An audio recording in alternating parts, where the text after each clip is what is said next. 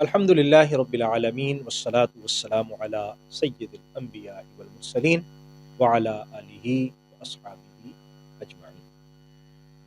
معزز و محترم سامعین و ناظرین، آج خلاصہ تراویح کے 10ویں سیشن کے ساتھ آپ کی خدمت میں حاضر ہوں۔ 12ویں پارے کے آخری 3 پاؤ اور 13ویں پارے کے پہلے 2 پاؤ، یعنی آدھا 13ویں پارہ اور 12ویں پارے کے آخری 3 ربع آج کے خلاصے کا حصہ۔ انبیاء کرام کا ذکر ہے، ان کی اقوام کا ذکر ہے۔ جو دوسرا ربع شروع ہو رہا ہے 12ویں پارے کا، اس میں آغاز میں حضرت ہود علیہ السلام کا ذکر کیا گیا اور ان کو قوم عاد کی طرف بھیجا گیا۔ ان کے اندر شرک جیسا بہت بڑا گناہ، نافرمانی موجود۔ ان کو حضرت ہود علیہ السلام نے نصیحت کی کہ شرک کو چھوڑ دو، انہوں نے نافرمانی کی، اللہ کا عذاب آیا۔ مدین کی طرف حضرت شعیب علیہ السلام کو بھیجنے کا ذکر ہے اسی پارے کے اندر۔ ان کے اندر ناپ اور تول میں کمی کرنے جیسا گناہ موجود تھا۔ حضرت شعیب علیہ السلام نے انہیں سمجھایا کہ ناپ نہ کیا کرو۔ حضرت شعیب کی بات ماننے کی بجائے انہوں نے حضرت شعیب کے ساتھ دشمنی لگا لی، نافرمانی کی، اللہ تعالیٰ کا عذاب آیا اور انہیں بھی سزا ملی۔ حضرت ابراہیم علیہ السلام کا ذکر ہے اور پھر حضرت لوط علیہ السلام کا ذکر ہے۔ حضرت لوط علیہ السلام اپنی قوم کی جو برائیاں تھیں ان کو روکنے کی بہت زیادہ کوشش کرتے رہے، انہیں نصیحت کرتے رہے۔ وہ مردوں کے ساتھ اپنی خواہشات کو پورا کرنے کی بری عادت میں مبتلا تھے۔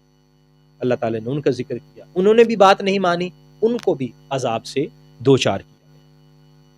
اسی طرح حضرت موسیٰ علیہ السلام کا ذکر خیر پھر دوبارہ اس سورہ مبارکہ میں ہوا، اور فرعون کا ذکر ہوا کہ انہوں نے کس طرح انبیاء کرام کی مخالفت کی۔ حضرت موسیٰ علیہ السلام حضرت ہارون کو تنگ کیا اور بات نہ مانی، اور اپنے شرک پر، کفر پر، اپنے پر اکڑے رہے، جس کی وجہ سے اللہ نے ان کو سزا دی۔ یہ سارے انبیاء کرام کا ذکر کر کے جو رزلٹ بیان کیا گیا وہ کیا تھا؟ وہ یہ تھا کہ یہ جتنے لوگ تھے جنہوں نے انبیاء سے مخالفت مول لی اور انبیاء کرام کے مقابلے میں کھڑے رہے، وہ سب کے سب بدبخت ٹھہرے، اور جنہوں نے انبیاء کرام کو لبیک کہا اور انبیاء کرام کی سنت پر عمل کیا اور ان کے نقش قدم پر چلے اور ان کی دعوت کو قبول کیا، وہ سعادت مند ٹھہرے۔ اصول یہ ہوا کہ جو بدبخت تھے وہ جہنم کا ایندھن بنیں گے۔ فَأَمَّا الَّذِينَ شَقُوا فَفِي النَّارِ وَأَمَّا الَّذِينَ سُعِدُوا فَفِي الْجَنَّةِ، سعادت مند جنت میں جائیں گے، اللہ تعالیٰ کی نعمتیں ملیں گی، اللہ تبارک و تعالیٰ کا فضل و کرم ان کے شامل حال ہوگا۔ اگر کسی شخص سے غلطی ہو جاتی ہے، گناہ ہو جاتا ہے، وہ تکبر نہ کرے، وہ اکڑے نہ، کفر و شرک میں مبتلا نہ ہو، انبیاء کرام کے ساتھ مقابلہ نہ کرے، ماننے والا صرف گناہ کے اندر اگر مبتلا ہو گیا اور اس سے غلطیاں ہو گئیں تو کیا کرے؟ فوراً توبہ کر لے، جھک جائے۔ اللہ تعالیٰ نے یہاں بڑا خوبصورت ہمارے لیے ارشاد فرمایا ان الحسنات یذہبن السیئات، نیکیاں جو ہوتی ہیں وہ گناہوں کو مٹا ڈالتی ہیں۔ ہم سے خطائیں ہو جائیں، غلطیاں ہو جائیں، فوراً نیکی کی طرف آ جائیں، توبہ کر لیں، استغفار کر لیں، اور نیکی کے اعمال کرنے سے کیا ہوگا؟ ہماری خطائیں اللہ تعالیٰ ختم فرما دے گا اور خطاؤں کو مٹا ڈالے گا۔ یہاں تک کہ قرآن مجید نے یہ بھی ذکر کیا ہے کہ صرف خطائیں مٹ ہی نہیں جاتی، ان کی بخشش ہی نہیں ہو جاتی، مغفرت ہی نہیں ہو جاتی، ان پر پردہ ہی نہیں پڑ جاتا، بلکہ ہماری توبہ کامل ہو اور ہم اخلاص کے ساتھ اللہ کے حضور پیش ہوتے رہیں تو اللہ تبارک و تعالی ہماری خطاؤں کو نیکیوں میں بھی تبدیل فرما دیتا ہے۔ اولئک یبدل اللہ سیئاتہم حسنات، ہماری خطائیں نیکیوں میں تبدیل ہو سکتی ہیں، لیکن اس کے لیے کیا چاہیے؟ اس کے لیے ایمان کی دولت چاہیے، اس کے لیے عاجزی و انکساری چاہیے، اس کے لیے انبیاء کرام کا رستہ چاہیے، اور ہمارے لیے نبی کریم صلی اللہ علیہ وسلم کا اسوہ حسنہ۔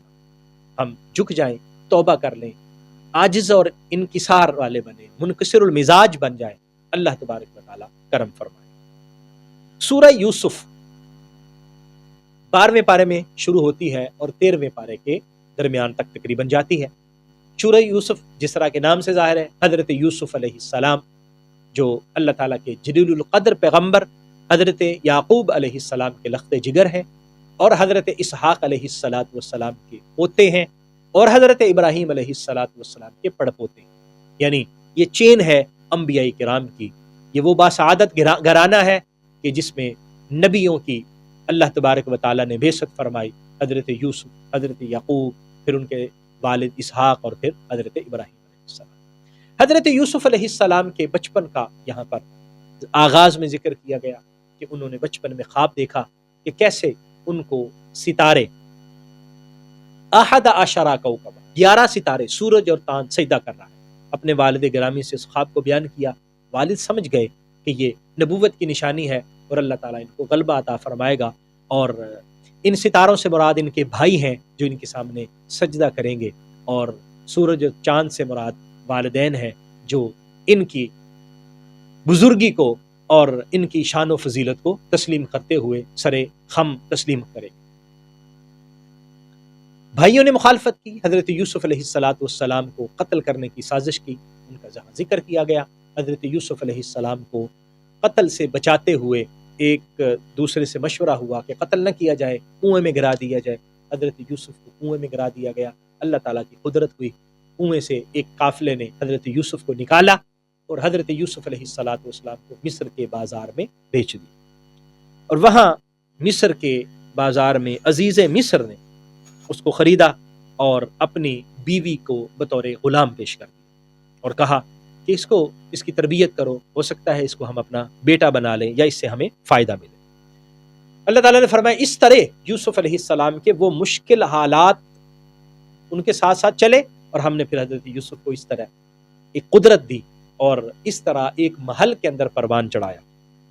आगे अजीज़ मिस्र की उस ज़ौजा का भी जिक्र है कि जिसने हज़रत यूसुफ अलैहिस्सलाम को गुनाह में मुब्तला करने की कोशिश की, लेकिन ज़ाहिर बात है नबी थे, अल्लाह ताला ने उन्हें महफूज रखा। मासूम होते हैं नबी, उनसे ख़ताएं नहीं होती, तो अल्लाह ताला ने उनको बचाया और वो जब बच के निकले तो उसने जो अजीज़ मिस्र की बीवी थी उसने हज़रत यूसुफ पर इल्ज़ाम लगाया और ख़वातीन का यहाँ वो वाक़या भी जिक्र है कि जिन्होंने उसको मलामत की थी कि तुम किस तरह एक ग़ुलाम के इश्क में मुब्तला हो गई हो। उसने कहा कि तुमने उनको देखा नहीं।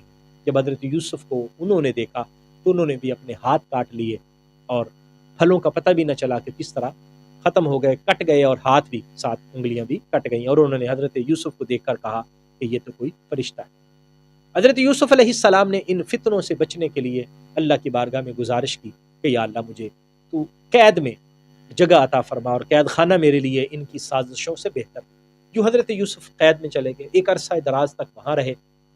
फिर जो उस वक़्त का बादशाह था उसने ख्वाब देखा और उसकी ताबीर के लिए हज़रत यूसुफ अलैहिस्सलातु वस्सलाम को कैद खाने से बाहर लाया गया। आपने उसकी दुरुस्त ताबीर बयान फरमाई। यहाँ कुरान मजीद में उसका जिक्र है कि बादशाह ने 7 मोटी गायें देखी थीं कि जिनको 7 कमज़ोर गायें खा रही हैं और उसने 7 सरसब्ज खोशे देखे और 7 जो है वो खुश्क खोशे देखे। तो आपने उसकी ताबीर बयान फरमाई कि मोटी गांव से मुराद सरसब्ज़ो शादाब 7 साल हैं और 7 पतली गांव से मुराद कहत साली के साल हैं। पहले खुशहाली आएगी, फिर कहत साली आएगी और इस तरह तुम्हें हालात का सामना करना पड़ेगा। उसने आपसे कहा कि आपके पास क्या हल है, हम क्या कर सकते हैं। हज़रत यूसुफ अलैहिस्सलाम ने उसका हल बताया। न सिर्फ हल बताया बल्कि उससे हज़रत यूसुफ अलैहिस्सलाम ने उनको गुजारा और आपको वज़ीर ख़ज़ाना बना दिया। इसका ये ज़िक्र, ये सारे मरहले तय हो रहे हैं। हज़रत यूसुफ अलैहिस्सलाम जो एक ग़ुलाम की सूरत में मिस्र के बाज़ारों में बिकते हैं, अब वो बादशाह के मुक़र्रब और वज़ीर ख़ज़ाना बन चुके हैं। अल्लाह ताला ने हज़रत यूसुफ अलैहिस्सलातु वस्सलाम को एक मनसब अता फरमाया, एक ओहदा अता फरमाया और वही भाई जिन्होंने हज़रत यूसुफ अलैहिस्सलातु वस्सलाम को कुएं में गिराया था और आपको कत्ल करना चाहते थे, वही अब हज़रत यूसुफ के दरवाजे पे खड़े हैं और उनसे अनाज मांग रहे हैं। हज़रत यूसुफ उनको पहचान लेते हैं, वो नहीं पहचान पाते। ये सारा वाक़या یہاں سورہ یوسف میں بیان کیا گیا۔ بالآخر حضرت یوسف علیہ السلام ان کو بتا دیتے ہیں، ایک مرتبہ وہ واپس چلے جاتے ہیں، دوبارہ آتے ہیں تو پھر ان کو بتاتا ہے۔ حضرت یوسف علیہ السلام ان کو بھی رکھ لیتے ہیں، اور پہلے ایک بھائی کو جو حضرت بنیامین حضرت یوسف کے بھائی تھے ان کو رکھ لیا، باقیوں کو واپس جانے دیا۔ حضرت یعقوب علیہ السلام کے لیے یہ سارے کا سارا وقت بڑے کرب کا وقت تھا، فرقت کا وقت تھا، تکلیف کا اور دکھ کا وقت تھا۔ اللہ تعالیٰ نے ان کو اس آزمائش سے گزارا، یہاں تک کہ ان کی آنکھیں بھی جواب دے چکی تھیں اور آنکھوں سے بینائی بھی ختم ہو چکی تھی۔ حضرت یوسف نے اپنا کرتا روانہ کیا، جس سے اللہ تبارک و تعالیٰ نے ان کی بینائی کو واپس لوٹا دیا۔ حضرت یوسف علیہ السلام کی گزارش پر وہ سارے پھر حضرت یوسف کے پاس مصر آ گئے۔ یہ سارے واقعات اس تفصیل کے ساتھ بیان کیے گئے ہیں۔ اس کا مقصد کیا ہے؟ مقصد یہ ہے کہ حالات جیسے بھی ہوں، مشکلات آئیں، پریشانیاں آئیں، اللہ تبارک و تعالیٰ کے بندے اللہ کے ساتھ جڑے رہتے ہیں، وہ گھبراتے نہیں ہیں، وہ مایوس نہیں ہوتے، وہ اللہ سے تعلق کو کمزور نہیں کرتے، بلکہ ان کے ایمان میں مزید اضافہ ہوتا ہے، وہ مزید پختہ ہوتے ہیں، ان میں استقامت آتی ہے اور وہ اور آگے بڑھتے چلے جاتے ہیں، یہاں تک کہ پھر اللہ تعالیٰ ان کو وہ مقامات عطا فرماتا ہے جو کسی کے وہم و گمان میں بھی نہیں۔ اور اس واقعہ کے اختتام کو اللہ تبارک و تعالیٰ نے یوں بیان فرمایا کہ پہلا خواب تھا حضرت یوسف کا، اور اب وہ خواب اپنی حقیقت میں سب کو نظر آ رہا ہے کہ وہاں پر بھائی کھڑے ہیں جو حضرت یوسف علیہ السلام سے معافی کے خواستگار تھے۔ حضرت یوسف نے ان کو معاف کر دیا، اور حضرت یعقوب اور آپ کی زوجہ بھی ساتھ آ جاتی ہیں، اور وہاں پر پھر وہی 11 ستارے اور سورج اور چاند حضرت یوسف علیہ السلام کے سامنے سجدہ ریز ہوتے ہیں۔ اس وقت حضرت یوسف عرض کرتے ہیں، وقال یا ابتی ھذا تأویل رؤیای من قبل قد جعلها ربی حقا۔ عرض کرتے ہیں، میرے والد محترم، یہ وہ خواب ہے کہ جس کو میرے اللہ نے سچ کر دکھایا، خواب تھا، آج اس کی تعبیر ہمارے سامنے آ گئی۔ اس کا مطلب یہ ہے، ایسا بھی ممکن ہے کہ ایک خواب انسان برسوں پہلے دیکھے اور اس خواب کی تعبیر ملتے 30 سے 40 سال لگ جائیں، ایسا بھی ہو سکتا ہے، ممکن ہے۔ اللہ تبارک و تعالی بعض اوقات اپنے بندوں کو آزماتا بھی ہے، تو انسان کو کسی بھی جگہ پر اللہ کی آزمائش سے اکتانا نہیں چاہیے، مایوس نہیں ہونا چاہیے، حوصلے اور صبر کے ساتھ آگے بڑھنا چاہیے، کیونکہ انجام بہرحال اہل ایمان کا ہوتا ہے اور اللہ پر ثابت قدمی کے ساتھ ایمان لانے والوں کا۔ سورہ رعد آج کی اس منزل کا جو آخری 2 رکوع ہیں وہ سورہ رعد کے 2 رکوع ہیں۔ اس میں اللہ تبارک و تعالیٰ نے رعد کا ذکر کیا، یہ بجلی جو کڑکتی ہے اور بادل گرجتے ہیں، یہ سارے کے سارے اللہ کی تخلیق کا ہمیں شاہکار دکھائی دیتے ہیں، اللہ تعالیٰ نے ان کو کیسے پیدا کیا۔ یہاں پر آسمانوں کو بتایا کہ دیکھیں کیسے اللہ تعالیٰ نے بغیر ستونوں کے آسمانوں کو پیدا فرمایا، سورج اور چاند کو مسخر فرما دیا، اور ہر ایک کی ایک مدت کو مقرر کر دیا۔ اللہ تعالیٰ نے ہر ایک کی ڈیوٹی لگا دی۔ اور پھر دنیا کے اندر دیکھیں زمین کیسی ہے، کسی جگہ سرسبز و شاداب خطے نظر آتے ہیں، لہلہاتے کھیت نظر آتے ہیں، اور کسی جگہ پر سنگلاخ پہاڑ نظر آتے ہیں، خشک پہاڑ، لیکن ان کے اپنے کمالات ہیں۔ جہاں خشک پہاڑ ہے اس کے نیچے کوئلہ ہے، اس کے نیچے پیٹرول ہے، اس کے نیچے گیس ہے جو انسان کی ضروریات کو پورا کر رہی ہے، اور جہاں سرسبز و شادابی ہے وہاں پھل ہے، وہاں اناج ہے، وہاں اللہ تبارک و تعالیٰ کی دیگر قدرت کی چیزیں ہیں جو انسان کی ضروریات کو پورا کر رہی ہیں۔ فرمایا یہ ساری چیزیں کیا ہیں؟ اس میں نشانیاں ہیں۔ ان فی ذلک لآیات لقوم یعقلون، جو عقل رکھنے والے، شعور والے، ان کے لیے نشانی ہے۔ سو ہم ہاتھ پہ ہاتھ درے بیٹھے رہیں اور کہیں کہ ہمارا مستقبل سنور جائے اور ہم ٹھیک ہو جائیں، فرمایا ایسا اصول اللہ تبارک و تعالیٰ کا نہیں ہے۔ اللہ تعالیٰ کو اصول کیا ہے؟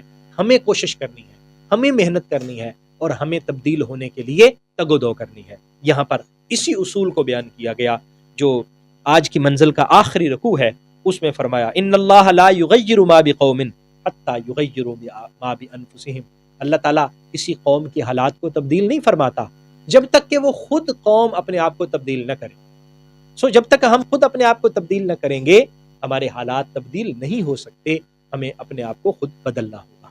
اور آخری آج کا درس وہ ہمیں ہمیشہ فائدہ بخش بننے کی تلقین کرتا ہے. وہ بھی ایک مثال کے ذریعے اللہ تعالیٰ نے ہمیں سمجھایا. فرمایا دیکھیں آسمان سے بارش برستی ہے اور ایک جگہ پر پانی جمع ہو جاتا ہے. بارش برستی ہے، پانی جمع ہوتا ہے، اس کے اوپر جھاگ بھی بن جاتی ہے. لیکن جو جھاگ ہے وہ کوئی فائدہ مند چیز نہیں ہوتی، تو وہ ہوا کے تپیڑوں کے ساتھ اڑ جاتی. ہوا کا جھونکا آتا ہے، اس جھاگ کو اڑا کے لے جاتا ہے. اور جو پانی ہوتا ہے چونکہ وہ نفع بخش ہے، وہ زمین کو بھی فائدہ پہنچاتا ہے، وہ جانوروں کے لیے بھی فائدہ مند ہوتا ہے، اور وہ کھیتوں کو بھی سیراب کرتا ہے اور اس سے اناج بھی اگتا ہے. وہ پانی جو لوگوں کے لیے فائدہ بخش ہوتا ہے وہ زمین میں قائم رہ جاتا ہے. اس لیے فرمایا فَأَمَّا الزَّبَدُ فَيَذْهَبُ جُفَاءً وَأَمَّا مَا يَنفَعُ النَّاسَ فَيَمْكُثُ فِي الْأَرْضِ. جھاگ کا کوئی فائدہ نہیں ہے، جو لوگوں کو فائدہ پہنچائے اس کا فائدہ ہے اور وہی قائم رہتا ہے. یہ اصول ہے ہمارے لیے. اگر ہم جھاگ کی مانند ہیں، ہم لوگوں کے لیے فائدہ مند نہیں ہیں، کسی سے ہمیں کوئی فائدہ نہیں ہے، ہم صرف اپنے مفاد کی سوچتے ہیں، تو ہم جھاگ ہیں، ہم اڑ جائیں گے جس طرح ہزاروں کروڑوں لوگ آئے اور اڑ گئے. اور اگر ہم اپنے وجود کو نفع بخش بنائیں انسانیت کے لیے، اللہ کی مخلوق کے لیے، تو پھر ہم اس دنیا میں زندہ رہیں گے. ہماری روح بھی قبض ہو جائے گی لیکن پھر بھی لوگوں کے دلوں میں زندہ رہیں گے، لوگوں کی نیک دعاؤں میں زندہ رہیں گے، لوگوں کے نیک الفاظ میں اور خیر کے الفاظ میں ہمیں زندہ رکھا جائے. اللہ تعالی ہمیں توفیق عطا فرمائے. آمین. وآخر دعوایا الحمدللہ